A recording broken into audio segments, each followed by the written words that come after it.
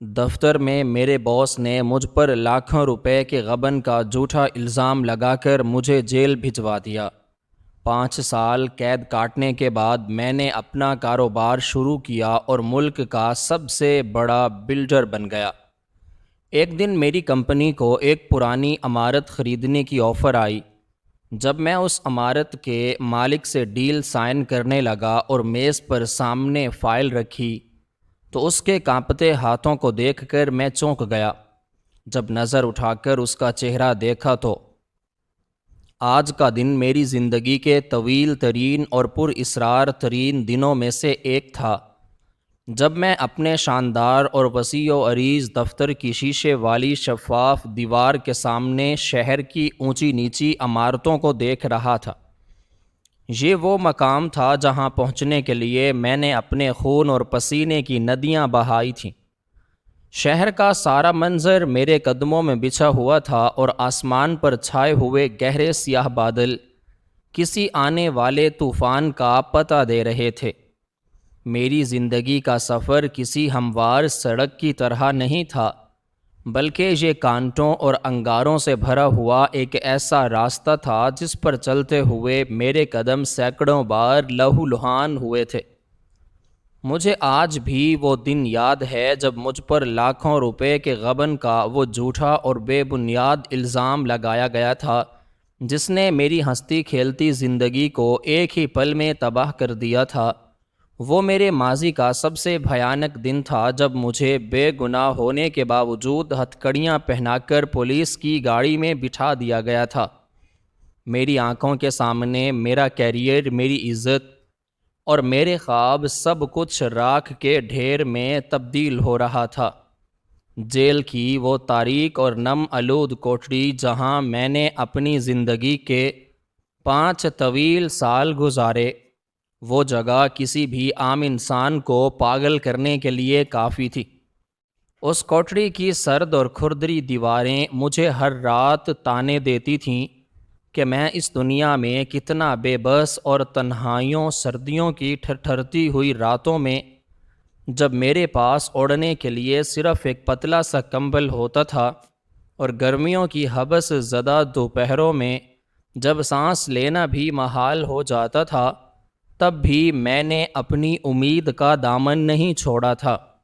میں نے ان تاریک راتوں میں رونے اور حالات سے ہار ماننے کی بجائے اپنے اندر ایک ایسی آگ کو جنم دیا جس نے مجھے لوہے سے کندن بنا دیا۔ میں ہر روز خود سے یہ وعدہ کرتا تھا کہ جب میں اس قید خانے سے باہر نکلوں گا تو میں ایک ایسا طاقتور اور کامیاب انسان بنوں گا کہ کوئی بھی مجھ پر انگلی اٹھانے کی جرت نہیں کر سکے گا۔ جیل کی ان تنہا راتوں میں جب دوسرے قیدی سو جاتے تھے، میں جاگ کر اپنی کامیابی کے منصوبے بناتا تھا۔ میرا ذہن ہر وقت تعمیرات اور کاروبار کے نئے نئے طریقوں کے بارے میں سوچتا رہتا تھا۔ میں نے اپنے ہر آنسو کو اپنا ہتھیار بنایا اور اپنی ہر تکلیف کو اپنی سیڑھی بنا لیا۔ 5 سال بعد جب میں اس تاریک قید خانے سے رہا ہوا تو میرے پاس دولت کے نام پر کچھ نہیں تھا۔ میرے پرانے دوست مجھے چھوڑ جا چکے تھے اور دنیا کی نظر میں ایک مجرم تھا، لیکن میرے ارادے کسی چٹان سے زیادہ مضبوط تھے۔ میں نے شہر کے ایک چھوٹے سے کونے سے اپنے کام کا آغاز کیا۔ دن رات ایک کر کے میں نے مزدوری کی اینٹیں اٹھائیں، سیمنٹ گوندا اور اپنے ہاتھوں سے دیواریں کھڑی کیں۔ میرے ہاتھوں میں چھالے پڑ جاتے تھے، تیز دھوپ سے میری جلد جھلس جاتی تھی، لیکن میں نے کبھی ہار نہ مانی۔ میری سچائی، میری ایمانداری اور میری انتھک محنت نے آہستہ آہستہ اپنا رنگ دکھانا شروع کیا۔ لوگوں نے میرے کام پر اعتماد کرنا شروع کر دیا، اور پھر وہ دن بھی آیا جب میرے تعمیراتی منصوبے شہر بھر میں مشہور ہونے لگے۔ ایک کے بعد ایک بڑی عمارت کا ٹھیکہ مجھے ملنے لگا۔ میں نے دن کا سکون اور رات کی نیند حرام کر کے اپنے کام کو اپنا جنون بنا لیا۔ اور میں کامیابی کی سیڑھیاں تیزی سے چڑھنے لگا، یہاں تک کہ میں پورے ملک کا سب سے بڑا بلڈر بن گیا۔ آج میری کمپنی کا شمار ملک کی ان چند بڑی کمپنیوں میں ہوتا ہے جن کے نام سے ہی کامیابی کی ضمانت مل جاتی ہے۔ دولت، شہرت اور طاقت اب میرے قدم چومتی تھی۔ میرے اشارے پر کروڑوں کے سودے طے پاتے تھے، اور شہر کے بڑے بڑے سرمایہ کار مجھ سے ملنے کے لیے وقت مانگتے تھے۔ لیکن میرے دل کے کسی تاریک کونے میں آج بھی وہ پرانے زخم تازہ تھے جو مجھے ناحق دیے گئے تھے۔ آج میرے اس عالی شان دفتر میں ایک انتہائی اہم ملاقات طے تھی۔ ہماری کمپنی کو شہر کے بیچوں بیچ واقع ایک بہت پرانی اور خستہ حال عمارت خریدنے کی پیشکش موصول ہوئی تھی۔ وہ عمارت جو کبھی ماضی میں بہت شاندار ہوا کرتی تھی، اب ایک کھنڈر کا روپ دھار چکی تھی۔ اس کی دیواریں گر رہی تھیں، اس کے دروازے دیمک کا شکار ہو چکے تھے، اور اس کا وجود شہر کے حسن پر ایک داغ بن چکا تھا۔ میں اس عمارت کو خرید کر وہاں ایک جدید اور عظیم الشان تجارتی مرکز بنانا چاہتا تھا، جو میری کامیابی کی ایک اور شاندار مثال بن سکے۔ اس عمارت کے مالک نے اسے کوڑیوں کے بھاؤ بیچنے پر رضامندی ظاہر کر دی تھی، لیکن اس کی ایک عجیب شرط تھی کہ وہ ڈیل کو حتمی شکل دینے کے لیے کسی وکیل یا نمائندے کی بجائے مجھ سے خود براہ راست ملاقات کرے گا۔ مجھے یہ شرط تھوڑی عجیب ضرور لگی، کیونکہ میرے جیسے مصروف بلڈر کے پاس اتنے چھوٹے کاموں کے لیے وقت نکالنا مشکل ہوتا ہے۔ لیکن ایک کامیاب سودے کے لیے میں نے اس کی بات مان لی، اور آج وہ شخص میرے دفتر میں آنے والا تھا۔ میں اپنی مہنگی اور آرام دہ کرسی پر بیٹھا اس شخص کا انتظار کر رہا تھا، اور میرے ذہن میں مسلسل یہ تجسس گردش کر رہا تھا کہ آخر وہ کون شخص ہے جو اتنی بڑی اور قیمتی جگہ کو اس قدر سستے داموں بیچنے پر مجبور ہو گیا ہے۔ کیا اس کے پیچھے کوئی گہری مجبوری ہے، یا کوئی پرانا راز جو اب تک مجھ سے چھپا ہوا ہے؟ موسم کی خرابی کی وجہ سے دفتر کے اندر کی روشنیاں جلا دی گئی تھیں، اور نرم سی پیلی روشنی میں میرے دفتر کا قیمتی فرنیچر اور ریشمی پردے مزید پر اسرار لگ رہے تھے۔ باہر تیز ہوا کے جھکڑ چل رہے تھے، اور کھڑکی کے شیشوں پر بارش کی بوندیں بڑی بے رحمی سے ٹکرا رہی تھیں۔ اچانک میرے دفتر کے بھاری اور مضبوط لکڑی کے دروازے پر ہلکی سی دستک ہوئی۔ میں نے اپنے سیکرٹری کو اندر آنے کی اجازت دی۔ سیکرٹری نے اندر داخل ہو کر انتہائی ادب سے مجھے اطلاع دی کہ عمارت کا مالک ڈیل پر دستخط کرنے کے لیے پہنچ چکا ہے۔ میں نے اسے فوراً اندر بھیجنے کا اشارہ کر دیا۔ میرے دل کی دھڑکن کسی نامعلوم احساس کے تحت قدرے تیز ہو گئی تھی۔ میری چھٹی حس مجھے بتا رہی تھی کہ آج کچھ غیر معمولی ہونے والا ہے۔ دروازہ ایک بار پھر انتہائی سست روی سے کھلا، اور اس بار جو منظر میں نے دیکھا اس نے مجھے اندر تک حیران کر دیا۔ ایک شخص پہیوں والی کرسی پر بیٹھا کمرے میں داخل ہو رہا تھا۔ کرسی کے پہیوں کی ہلکی ہلکی چرچراہٹ کمرے کے خاموش ماحول میں ایک عجیب سا خوف پیدا کر رہی تھی۔ اس کے پیچھے کھڑا ایک کمزور سا ملازم اس کرسی کو دھکیلتے ہوئے میری میز کے قریب لا رہا تھا۔ میں اپنی جگہ سے کھڑا ہو گیا تاکہ اس مہمان کا استقبال کر سکوں، لیکن جب وہ شخص میرے قریب آیا تو میری نظر اس کی حالت پر جم کر رہ گئی۔ اس کے کپڑے بے حد پرانے، میلے کچیلے اور جگہ جگہ سے پھٹے ہوئے تھے، جیسے اس نے کئی دنوں سے انہیں بدلا تک نہ ہو۔ اس کے جسم سے ایک عجیب سی بو آ رہی تھی جو غربت اور مجبوری کی غمازی کر رہی تھی۔ اس کا جسم اتنا کمزور اور لاغر تھا جیسے اس کے اندر زندگی کی رمق بمشکل باقی ہو۔ اس کی ہڈیاں اس کی کھال سے باہر جھانک رہی تھیں۔ اس نے اپنی آنکھوں پر ایک بڑا اور گہرا کالا چشمہ پہن رکھا تھا، جس کی وجہ سے اس کا آدھے سے زیادہ چہرہ مکمل طور پر چھپا ہوا تھا۔ اس کی گردن جھکی ہوئی تھی اور اس کے پورے وجود سے بے بسی، لاچاری اور ایک اندیکھی ندامت ٹپک رہی تھی۔ ملازم نے پہیوں والی کرسی کو میری میز کے بالکل سامنے لا کر کھڑا کر دیا اور خود خاموشی سے ایک طرف ہٹ کر سر جھکا کر کھڑا ہو گیا۔ میں نے اس پر اصرار اور سہمے ہوئے انسان کو بغور دیکھا اور مجھے محسوس ہوا کہ جیسے وہ شخص کسی بہت بڑے خوف یا صدمے کا شکار ہے۔ اس کی حالت دیکھ کر میرے اندر کی ساری سختی پگھلنے لگی۔ میں نے حالات کی نزاکت کو سمجھتے ہوئے نہایت نرم اور ہمدردانہ لہجے میں اس سے بات کرنے کی کوشش کی اور اسے اپنے دفتر میں خوش آمدید کہا۔ میری آواز سن کر اس نے اپنا جھکا ہوا سر ہلکا سا اوپر اٹھایا، لیکن کالے چشمے کی وجہ سے میں اس کی آنکھوں کے تاثرات نہیں پڑھ سکتا تھا۔ البتہ اس کے چہرے کی جھریاں اور اس کے خشک ہونٹ اس کی اندرونی اذیت کی گواہی دے رہے تھے۔ میں نے اپنے قیمتی لکڑی کے دراز سے وہ دستاویز نکالی جس پر اس خستہ حال عمارت کی فروخت کا مکمل معاہدہ درج تھا اور اسے میز پر کھسکا کر اس شخص کے بالکل سامنے رکھ دیا۔ میں نے اس سے کہا کہ وہ اس معاہدے کو تسلی سے پڑھ لے اور اگر سب کچھ درست ہے تو اس پر دستخط کر دے۔ اس نے جواب میں کچھ نہیں کہا، اس کے منہ سے ایک لفظ بھی نہیں نکلا۔ بس اس نے اپنے انتہائی کمزور اور لرزتے ہوئے ہاتھ کو میز کی طرف بڑھایا۔ اس کے ہاتھ اس قدر بری طرح کانپ رہے تھے کہ جیسے اسے کوئی شدید بیماری لاحق ہو یا وہ خوف کے مارے سردی سے ٹھٹھر رہا ہو۔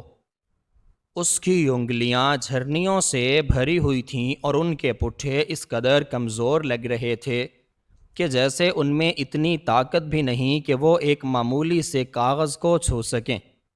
اس نے اپنے کانپتے ہاتھوں سے اس دستاویز کو ٹٹولنے کی کوشش کی جیسے وہ اسے دیکھ نہیں پا رہا، بلکہ صرف محسوس کر کے اس کی موجودگی کا اندازہ لگا رہا ہو۔ اس کے اس عمل نے میرے ذہن میں خطرے اور تجسس کی ایک تیز گھنٹی بجا دی۔ مجھے فوراً احساس ہوا کہ وہ شخص صرف بیمار اور کمزور نہیں ہے، بلکہ وہ اپنی آنکھوں کی بینائی سے بھی مکمل طور پر محروم ہے۔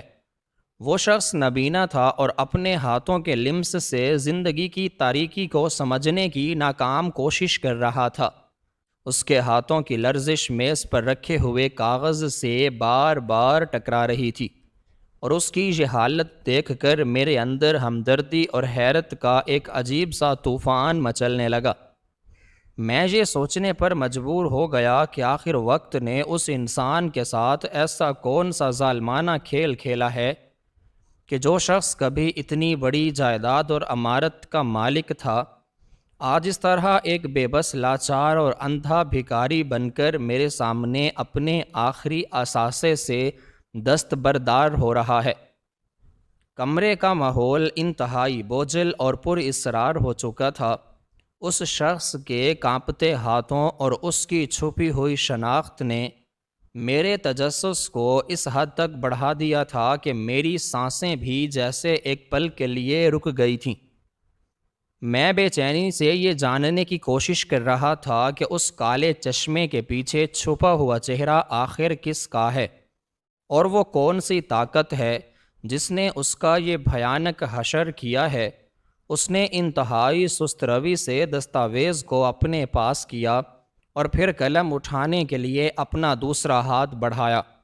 اس کا ہر ایک عمل اتنی تکلیف اور بے بسی سے بھرا ہوا تھا کہ اسے دیکھ کر کسی بھی پتھر دل انسان کا دل پگھل سکتا تھا۔ لیکن اس سب کے باوجود کمرے میں ایک ایسی عجیب اور گہری خاموشی چھائی ہوئی تھی جسے باقاعدہ محسوس کیا جا سکتا تھا۔ ہم دونوں کے درمیان کوئی بات نہیں ہو رہی تھی۔ وہ اپنے اندھیرے میں قید تھا اور میں اپنے تجسس کے بھنور میں پھنسا ہوا تھا۔ باہر کھڑکی کے شیشوں پر بارش کی ہلکی ہلکی بوندیں اب تیز بوچھاڑ میں بدل چکی تھیں، لیکن اندر کا ماحول اس قدر ساکت اور بے حس و حرکت تھا کہ باہر کا شور بھی اندر کی خاموشی کو توڑنے میں ناکام تھا۔ میں اس کے چہرے کی ان لکیروں کو پڑھنے کی کوشش کر رہا تھا جو کالے چشمے کے نیچے سے نمایاں ہو رہی تھیں۔ مجھے بار بار یہ محسوس ہو رہا تھا کہ جیسے یہ چہرہ میری یادداشت کے کسی انتہائی تاریک گوشے میں پہلے سے موجود ہے، مگر میں لاکھ کوشش کے باوجود اسے پہچان نہیں پا رہا تھا۔ اس نے قلم کو اپنے کانپتے ہاتھوں میں مضبوطی سے پکڑنے کی کوشش کی اور اپنا رخ سیدھا میری طرف کیا، جیسے وہ اندھے پن کے باوجود میری موجودگی کو محسوس کر رہا ہو۔ اس کی اس حرکت نے میرے رونگٹے کھڑے کر دیے۔ کمرے کی فضا میں ایک نامعلوم سا ڈر اور سسپینس پوری طرح گل چکا تھا، جو مجھے بار بار یہ سوچنے پر مجبور کر رہا تھا کہ اب اگلے ہی لمحے کچھ ایسا ہونے والا ہے جو میری ساری زندگی کی حقیقت کو بدل کر رکھ دے گا۔ میں اپنی جگہ پر بالکل بت بنا کھڑا اس منظر کو دیکھ رہا تھا۔ اس شخص کی لرزتی ہوئی انگلیاں دستخط کرنے کے لیے دستاویز کے اوراق پر رینگ رہی تھیں، اور اس سارے خوفناک اور پر اسرار منظر کے دوران ہمارے ارد گرد چھائی خاموشی میں صرف دیوار پر لگی گھڑی کی ٹک ٹک مسلسل گونج رہی تھی۔ کمرے کی اس گہری اور بوجھل خاموشی میں جہاں صرف دیوار پر لگی گھڑی کی ٹک ٹک مسلسل گونج رہی تھی، میرا ذہن ماضی اور حال کے درمیان کسی پنڈولم کی طرح جھول رہا تھا۔ وہ ٹک ٹک محض ایک آواز نہیں تھی، بلکہ وہ وقت کی بے رحمی کا ایک ایسا نوحہ تھی جو مجھے یہ احساس دلا رہی تھی کہ وقت کتنا طاقتور ہوتا ہے اور انسان کتنا بے بس ہوتا ہے۔ یہ وہی وقت تھا جس نے کبھی مجھے ایک بے گناہ قیدی بنا کر کال کوٹھڑی میں پھینک دیا تھا، اور آج اسی وقت نے مجھے اس شہر کا سب سے بڑا اور طاقتور بلڈر بنا کر اس عالیشان دفتر میں لا بٹھایا تھا، جہاں شہر کے بڑے بڑے سرمایہ کار میرے ایک دستخط کے محتاج ہوتے تھے۔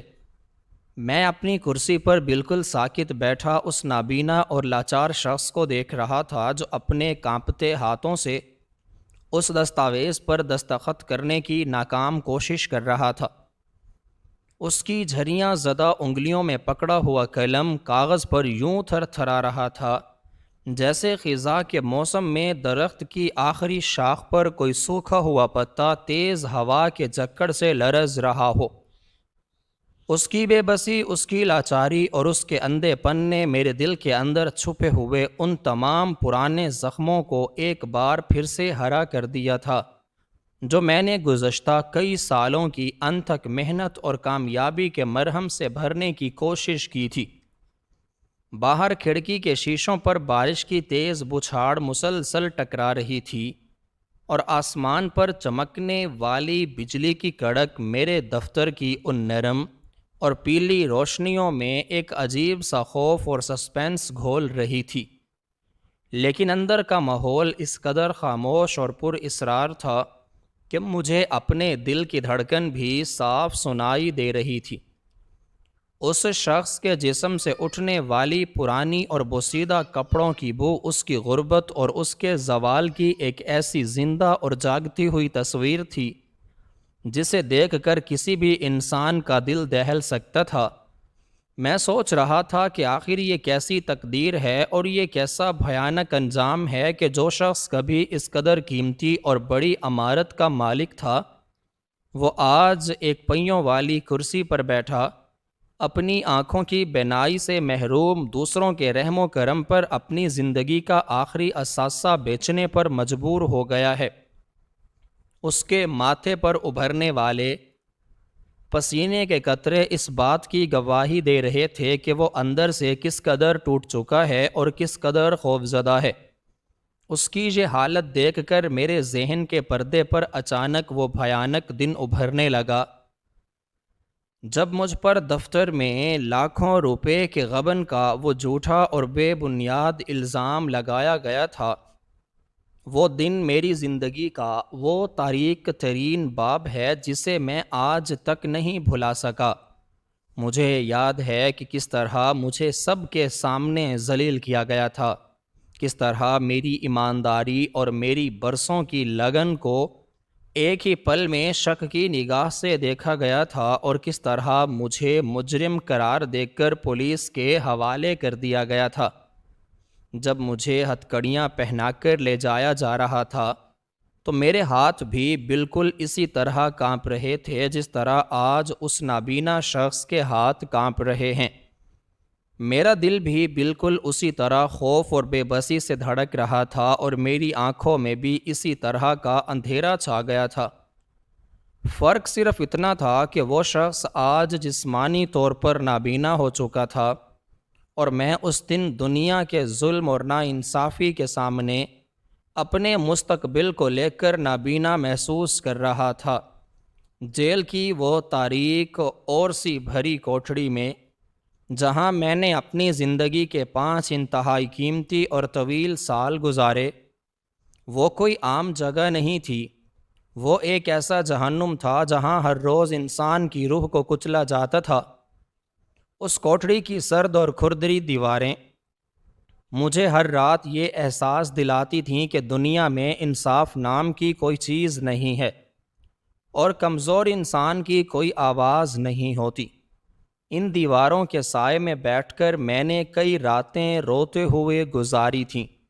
میرے پاس نہ تو کوئی اپنا تھا جو مجھ سے ملنے آتا، اور نہ ہی کوئی ایسا سہارا تھا جو مجھے اس دلدل سے نکال سکتا۔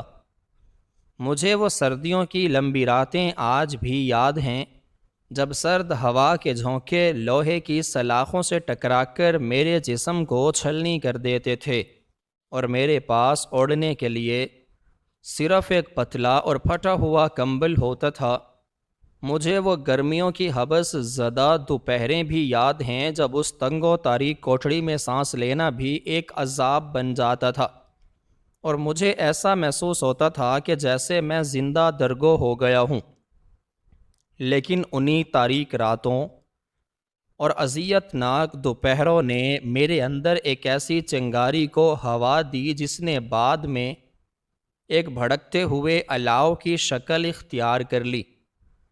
میں نے خود سے یہ فیصلہ کیا تھا کہ میں ان حالات کے سامنے گھٹنے نہیں ٹیکوں گا۔ میں نے اپنے آنسوؤں کو اپنی کمزوری بننے کی بجائے اپنی سب سے بڑی طاقت بنا لیا تھا۔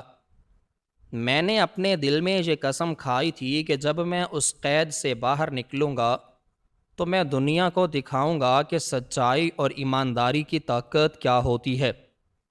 میں نے جیل کی ان تنہا راتوں میں اپنے ذہن میں تعمیرات کے نقشے بنانا شروع کر دیے تھے۔ میں نے ہر اس کتاب کا مطالعہ کیا جو مجھے وہاں مل سکی، اور اپنے ارادوں کو فولاد کی طرح مضبوط کر لیا۔ 5 سال کی اس طویل اور اذیت ناک قید کے بعد جب میں رہا ہوا تو میرے پاس نہ دولت تھی، نہ کوئی رتبہ، اور نہ ہی کوئی پہچان۔ میں ایک مجرم کا داغ ماتھے پر سجا کر دنیا کی اس ظالم بھیڑ میں بالکل تنہا کھڑا تھا۔ لیکن میرے اندر کا وہ بلڈر جاگ چکا تھا جس نے آسمان کو چھونے کی قسم کھا رکھی تھی۔ میں نے شہر کے ایک گمنام اور چھوٹے سے کونے سے اپنی جدوجہد کا آغاز کیا۔ میں نے مزدوری کی، اپنے کندھوں پر سیمنٹ کی بوریاں اٹھائیں، تیز دھوپ میں اینٹیں چنی، اور اپنے ہاتھوں کو چھالوں سے بھر لیا۔ میرے پاؤں میں جوتے نہیں ہوتے تھے، اور میرے کپڑے مٹی اور پسینے سے لت پت رہتے تھے، لیکن میری نظریں ہمیشہ اپنی منزل پر مرکوز رہتی تھیں۔ میں نے دن کا سکون اور رات کی نیند اپنے مقاصد پر قربان کر دی۔ لوگوں نے مجھے پاگل کہا، میرے خوابوں کا مذاق اڑایا، لیکن میں نے کسی کی پرواہ نہیں کی۔ میری سچائی، میری دیانتداری اور میرے کام کے معیار نے آہستہ آہستہ لوگوں کو میری طرف متوجہ کرنا شروع کر دیا۔ میرا پہلا چھوٹا سا تعمیراتی منصوبہ جب کامیابی سے مکمل ہوا تو وہ میری زندگی کا پہلا سنگ میل تھا۔ اس کے بعد میں نے کبھی پیچھے مڑ کر نہیں دیکھا۔ ایک کے بعد ایک بڑی عمارت کا ٹھیکہ مجھے ملتا گیا۔ میں نے راتوں کو جاگ کر منصوبے بنائے اور دن میں انہیں حقیقت کا روپ دیا۔ میری محنت رنگ لائی اور وہ وقت بھی آیا جب میں نے اس شہر کی سب سے اونچی اور شاندار عمارت کی بنیاد رکھی۔ آج میں اس ملک کا سب سے بڑا اور نامور بلڈر بن چکا ہوں۔ میرے پاس دولت کی کوئی کمی نہیں، شہرت میرے نام کا حصہ بن چکی ہے اور طاقت میرے فیصلوں کی محتاج ہے، لیکن اس ساری کامیابی کے باوجود میں نے کبھی اپنے اس ماضی کو نہیں بھلایا جس نے مجھے یہ سب کچھ سکھایا تھا۔ میں آج بھی جب کسی مجبور اور بے بس انسان کو دیکھتا ہوں تو مجھے اپنا وہ وقت یاد آ جاتا ہے جب میں خود ایک مجبور قیدی تھا، اور آج میرے سامنے بیٹھا یہ نابینا شخص مجھے وہی سب کچھ یاد دلا رہا تھا۔ اس کے کانپتے ہوئے ہاتھوں کو دیکھ کر میرے اندر کی وہ ساری ہمدردی بیدار ہو گئی تھی جو ایک انسان کو دوسرے انسان سے جوڑتی ہے۔ میں جانتا تھا کہ یہ شخص اس وقت جس کرب اور جس ذہنی اذیت سے گزر رہا ہے وہ کسی بھی جسمانی تکلیف سے 1000 گنا زیادہ بڑی ہے۔ وہ اپنی زندگی کی آخری جمع پونجی، اپنا آخری وقار میرے ہاتھوں بیچ رہا تھا، اور وہ بھی اندھے پن اور مجبوری کی حالت میں۔ میں نے ایک گہری اور لمبی سانس لی اور اپنے اندر امڑتے ہوئے جذبات کے طوفان کو قابو کرنے کی کوشش کی۔ کمرے میں اب بھی وہی پر اسرار خاموشی تھی اور دیوار پر لگی گھڑی کی ٹک ٹک اس خاموشی کو مزید گہرا کر رہی تھی۔ میں نے اپنی کرسی سے تھوڑا آگے کی طرف جھک کر اس شخص کو دیکھا جو ابھی تک دستاویز پر قلم جمانے کی کشمکش میں مبتلا تھا۔ میں نے محسوس کیا کہ اب مجھے کچھ بولنا چاہیے، مجھے اس خاموشی کو توڑنا چاہیے اور اس بے بس انسان کو یہ احساس دلانا چاہیے کہ وہ تنہا نہیں ہے۔ میں نے نہایت نرمی اور دھیمے لہجے میں بات کرنے کا آغاز کیا۔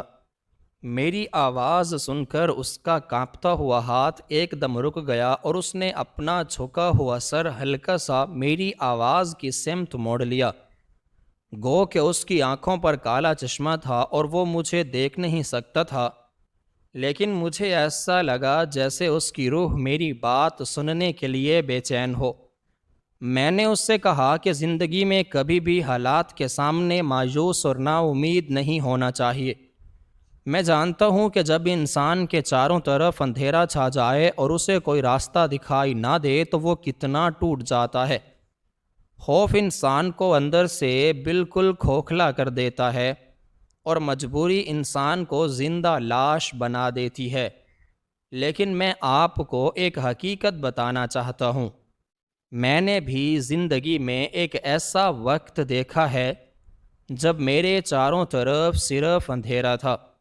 مجھے بھی ایک ایسے جھوٹے الزام کی سزا دی گئی تھی جس کا میں نے کبھی تصور بھی نہ کیا تھا۔ مجھے جیل کی اس اندھیری اور نم آلود کال کوٹڑی میں پھینک دیا گیا تھا، جہاں موت بھی زندگی سے زیادہ پرسکون لگتی ہے۔ میں نے اپنے ہر خوف کو اس کوٹڑی کی تاریکی میں مارنا سیکھا ہے۔ میں نے ہر اس آنسو کو اپنی طاقت بنایا ہے جو میری آنکھوں سے بے بسی کے عالم میں گرا تھا۔ کڑی محنت، سچائی پر کامل یقین اور کبھی بھی حالات کے سامنے ہار نہ ماننے کا وہ جذبہ ہی تھا جس نے مجھے آج اس مقام تک پہنچایا ہے جہاں میں ایک کامیاب ترین بلڈر کے طور پر آپ کے سامنے بیٹھا ہوں۔ جب انسان سچائی کے راستے پر چلتا ہے اور اپنی نیت کو صاف رکھتا ہے تو قدرت بھی اس کا ساتھ دیتی ہے۔ میری کامیابی کی یہ ساری داستان جو آج آپ کے سامنے اس عالی شان دفتر کی صورت میں موجود ہے۔ یہ کوئی راتوں رات ملنے والا معجزہ نہیں ہے، بلکہ یہ میرے خون اور پسینے کی وہ قیمت ہے جو میں نے اپنی ایمانداری کی بنیاد پر ادا کی ہے۔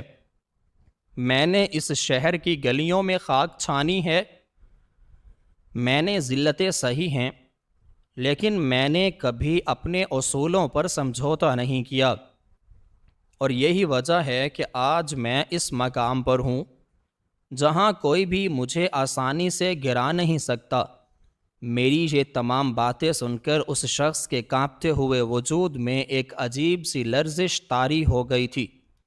اس کا سر مزید نیچے کی طرف جھک گیا تھا اور مجھے ایسا محسوس ہو رہا تھا جیسے میرے الفاظ نشتر بن کر اس کے دل کے کسی انتہائی حساس اور گہرے زخم پر لگ رہے ہوں۔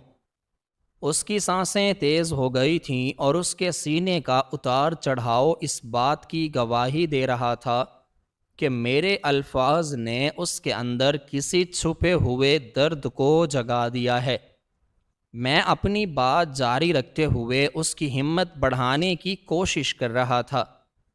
میں چاہتا تھا کہ وہ اس احساس کمتری اور اس خوف سے باہر نکل آئے جو اسے اندر ہی اندر دیمک کی طرح چاٹ رہا تھا۔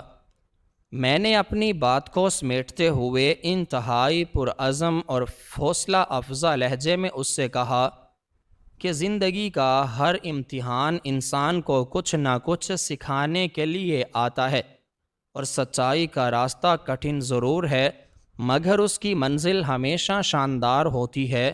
میری یہ تمام باتیں جو میرے دل کی گہرائیوں اور میرے ماضی کے تلخ تجربات سے نکلی تھیں، اس کمرے کی بوجھل اور پر اسرار خاموشی میں کسی گہری اور پر اثر گونج کی طرح پھیل گئی تھیں، اور ان الفاظ نے اس نابینا اور لاچار شخص کے کانپتے ہوئے وجود پر ایک ایسا گہرا اور فوری اثر کیا جسے میں اپنی آنکھوں سے بالکل واضح طور پر دیکھ اور محسوس کر سکتا تھا۔ میری آواز اور میرے الفاظ کے اس پر اثر بہاؤ نے اس شخص کے اندر موجود کسی اندیکھے اور پرانے درد کو پوری طرح سے جگا دیا تھا۔ اس کا سر جو پہلے ہی ندامت اور بے بسی کے بوجھ تلے جھکا ہوا تھا، اب مزید نیچے کی طرف ٹھلک گیا تھا، اور اس کے کمزور اور لاغر کندھے کسی شدید اور ناقابل برداشت صدمے کے زیر اثر بری طرح لرزنے لگے تھے۔ اس کی سانسیں جو پہلے ہی تیز اور بے ترتیب تھیں اب مزید بے قابو ہو چکی تھیں، اور مجھے اس کے سینے کے تیز اتار چڑھاؤ سے صاف محسوس ہو رہا تھا کہ جیسے وہ اندر ہی اندر کسی شدید گھٹن اور اذیت ناک کرب کا شکار ہو رہا ہے۔ وہ شخص جو چند لمحے پہلے تک ایک بے جان اور ساکت بت کی طرح پہیوں والی کرسی پر بیٹھا تھا، اب اس کے اندر ایک عجیب سی بے چینی اور اضطراب پیدا ہو چکا تھا۔ اس نے اپنے کانپتے اور لرزتے ہوئے ہاتھوں کو دستاویزی کاغذات سے ہٹا کر انتہائی سست روی سے اپنے چہرے کی طرف بڑھایا۔ اس کا یہ عمل اس قدر دھیما اور تکلیف دہ تھا کہ مجھے ایسا لگا جیسے اس کا ہر ایک سیکنڈ میرے لیے ایک طویل صدی بن گیا ہو۔ اس کی جھریاں زدہ اور کمزور انگلیاں، جن میں اب بمشکل ہی کوئی جان باقی تھی، آہستہ آہستہ رینگتی ہوئی اس بڑے اور گہرے کالے چشمے تک پہنچیں جس نے اس کے آدھے سے زیادہ چہرے اور اس کی آنکھوں کو دنیا کی نظروں سے چھپا رکھا تھا۔ اس نے اپنے دونوں کانپتے ہوئے ہاتھوں سے اس چشمے کے کناروں کو پکڑا اور ایک طویل گہری اور کانپتی ہوئی سانس لیتے ہوئے اسے اپنے چہرے سے ہٹانے کی کوشش کی۔ اس لمحے میرے دل کی دھڑکن اس قدر تیز ہو چکی تھی کہ مجھے اپنے سینے کے اندر اس کی گونج صاف سنائی دے رہی تھی۔ میرے اندر کا سارا تجسس، میری ساری بے چینی اور میرا سارا خوف اس ایک لمحے میں سمٹ آیا تھا، اور میری نظریں مکمل طور پر اس شخص کے چہرے پر مرکوز تھیں باہر کھڑکی کے شیشوں پر بارش کی تیز بچھاڑ کے ٹکرانے کی آوازیں، آسمان پر چمکنے والی بجلی کی کڑک اور دیوار پر لگی گھڑی کی مسلسل ٹک ٹک اس سارے منظر کو مزید خوفناک اور سنسنی خیز بنا رہی تھی۔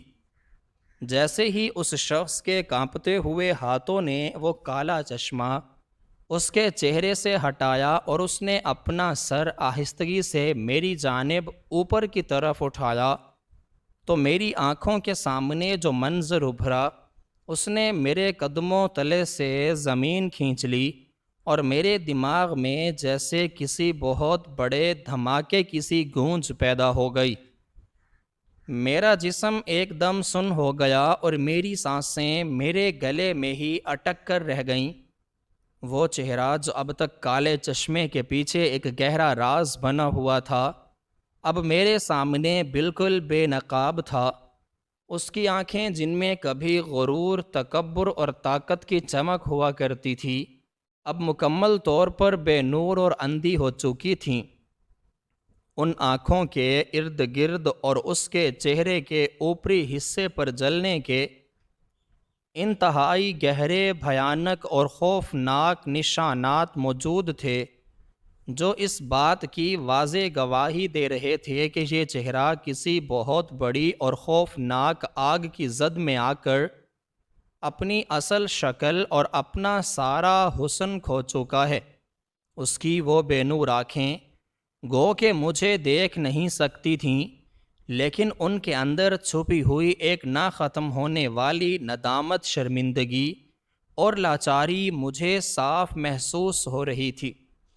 میں اپنی مہنگی اور آرام دہ کرسی سے ایک جھٹکے سے کھڑا ہو گیا، اور میرے ہاتھ بے اختیار میری میز کے کناروں پر اس قدر مضبوطی سے جم گئے کہ میری انگلیوں کے جوڑ سفید پڑ گئے۔ میری آنکھیں پھٹی کی پھٹی رہ گئیں، اور میرے دماغ نے اس چہرے کو پہچاننے میں ایک لمحے کی بھی تاخیر نہیں کی، کیونکہ یہ چہرہ میری یادداشت کے سب سے تاریک اور تکلیف دہ گوشے میں ایک بھیانک خواب کی طرح نقش تھا۔ یہ کوئی اور نہیں بلکہ میرا وہی سابقہ مالک، میرا وہی ظالم اور متکبر افسر تھا، جس نے آج سے ٹھیک 5 سال قبل مجھ پر اپنے ہی دفتر میں لاکھوں روپے کے غبن اور چوری کا وہ انتہائی گھناؤنا اور جھوٹا الزام لگایا تھا، جس نے میری پوری زندگی کو تباہ و برباد کر کے رکھ دیا تھا۔ میرا ذہن تیزی سے ماضی کے ان تاریک اور بھیانک راستوں پر دوڑنے لگا، جہاں مجھے آج بھی وہ دن پوری طرح یاد تھا جب اس شخص نے اپنے اس شاندار اور عالی شان دفتر میں بیٹھ کر اپنے چہرے پر ایک انتہائی مغرور اور ظالمانہ مسکراہٹ سجا کر میرے خلاف وہ تمام جعلی دستاویزات اور جھوٹے ثبوت پولیس کے حوالے کیے تھے۔ مجھے یاد تھا کہ کس طرح اس نے اپنے اثر و رسوخ، اپنی دولت اور اپنی طاقت کا بے دریغ استعمال کرتے ہوئے مجھ جیسے ایک ایماندار، محنتی اور بے گناہ انسان کو ایک مجرم بنا کر پولیس کی گاڑی میں دھکے دے کر بٹھوا دیا تھا۔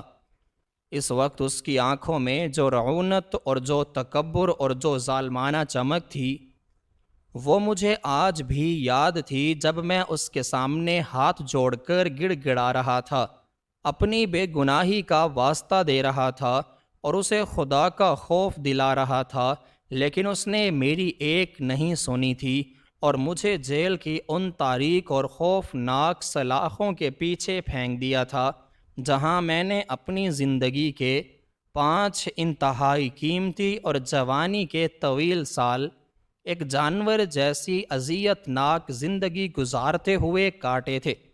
میں اس کی بے نور آنکھوں، اس کے جلے ہوئے اور جھلستے ہوئے چہرے اور اس کی اس انتہائی خستہ اور بھکاریوں جیسی حالت کو دیکھ کر ایک گہرے اور ناقابل یقین صدمے کے عالم میں مبتلا تھا۔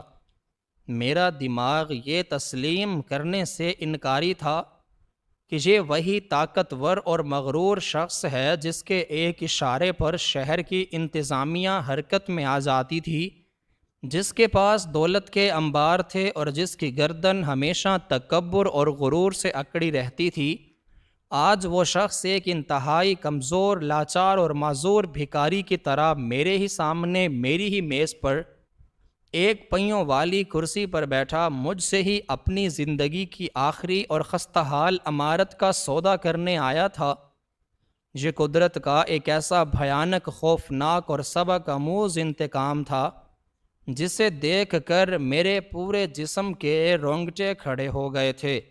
مجھے فوراً ہی وہ پرانی خبر یاد آ گئی جو میں نے جیل سے رہا ہونے کے کچھ عرصے بعد ایک پرانے اخبار میں پڑھی تھی کہ شہر کے ایک بہت بڑے اور نامور صنعت کار کے کارخانے میں رات کے وقت ایک انتہائی پر اسرار اور خوفناک آگ بھڑک اٹھی تھی، جس نے نہ صرف اس پورے کارخانے کو جلا کر راکھ کر دیا تھا، بلکہ اس کارخانے کا مالک جو اس وقت کارخانے کے اندر موجود تھا، وہ بھی اس آگ کی زد میں آ کر شدید زخمی ہو گیا تھا، اور اس نے اپنی آنکھوں کی بینائی ہمیشہ کے لیے کھو دی تھی۔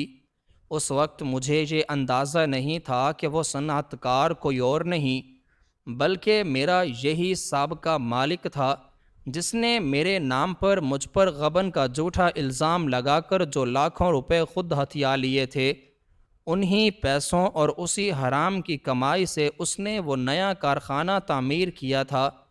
قدرت کا نظام اور مکافات عمل کتنا سچا، کتنا بے رحم اور کتنا خاموش ہوتا ہے، اس کا اندازہ مجھے آج اس شخص کو اپنے سامنے اس قدر ذلت امیز اور عبرتناک حالت میں دیکھ کر ہو رہا تھا۔ اس نے میری ایمانداری کی کمائی کو چھینا تھا اور قدرت نے اس کی ساری دولت کو جلا کر خاکستر کر دیا تھا۔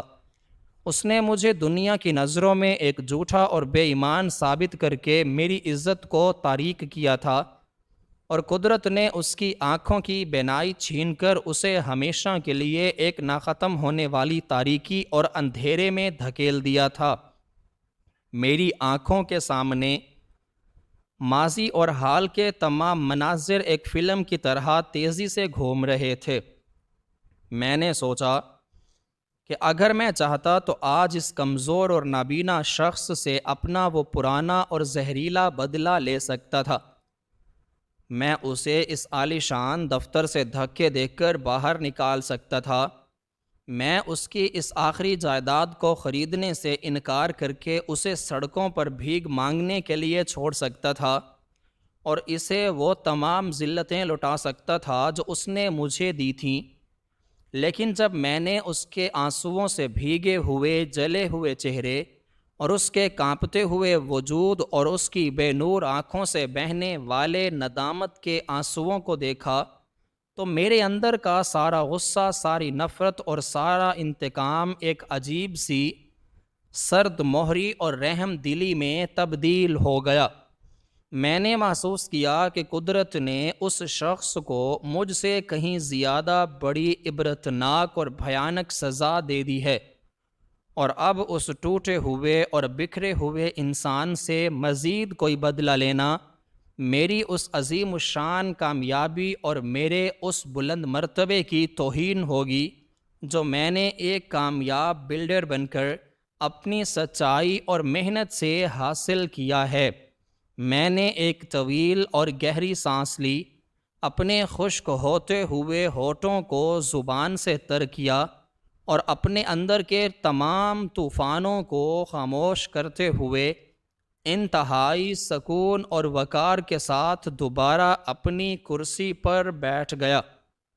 وہ شخص اپنے چہرے سے چشمہ ہٹانے کے بعد مسلسل رو رہا تھا، اور اس کی ہچکیاں اس پرسکون اور خاموش کمرے میں ایک عجیب سا نوحہ پڑ رہی تھیں۔ اس کی زبان سے ایک لفظ بھی ادا نہیں ہو رہا تھا، لیکن اس کی بے نور آنکھوں سے بہنے والے آنسو اور اس کا لرزتا ہوا جسم اس کی ہر ایک غلطی، اس کے ہر ایک گناہ اور اس کے ہر ایک ظلم کی معافی مانگ رہا تھا۔ اس نے انتہائی سست روی سے اپنے کانپتے ہوئے ہاتھوں کو دوبارہ میز پر رکھے ہوئے کاغذات کی طرف بڑھایا۔ اس بار اس کے ہاتھوں میں جو لرزش تھی وہ خوف کی بجائے اس شدید ندامت اور شرمندگی کی وجہ سے تھی جو اس کے دل و دماغ پر پوری طرح حاوی ہو چکی تھی۔ میں نے اس کی مدد کرنے کے لیے اپنا ہاتھ آگے بڑھایا اور نہایت نرمی سے اس کی کانپتی ہوئی انگلیوں میں قلم کو درست طریقے سے پکڑایا اور پھر اس کے ہاتھ کو سہارا دیتے ہوئے اسے دستخط کرنے کی جگہ تک رہنمائی کی۔ اس نے انتہائی بامشکل اور ٹوٹے ہوئے انداز میں اس دستاویز پر اپنے دستخط ثبت کر دیے اور اس کے ساتھ ہی وہ اپنی زندگی کی آخری اور واحد خستہ حال عمارت سے بھی دستبردار ہو گیا جو کبھی اس کے عروج اور طاقت کی علامت ہوا کرتی تھی۔ میں نے وہ دستاویزات اپنی طرف کھسکالیں اور اپنے دراز سے ایک پہلے سے تیار شدہ اور بھاری رقم کا چیک نکال کر اس پر اپنے دستخط کیے۔ یہ رقم اس عمارت کی اصل قیمت سے کہیں زیادہ تھی، کیونکہ میں نہیں چاہتا تھا کہ وہ شخص جسے قدرت نے اتنی کڑی سزا دی ہے وہ بقایا زندگی بھوک اور افلاس کی وجہ سے سڑکوں پر رلتا پھرے۔ میں نے وہ رقم کا چیک انتہائی خاموشی سے اس شخص کے کانپتے ہوئے ہاتھ میں تھما دیا۔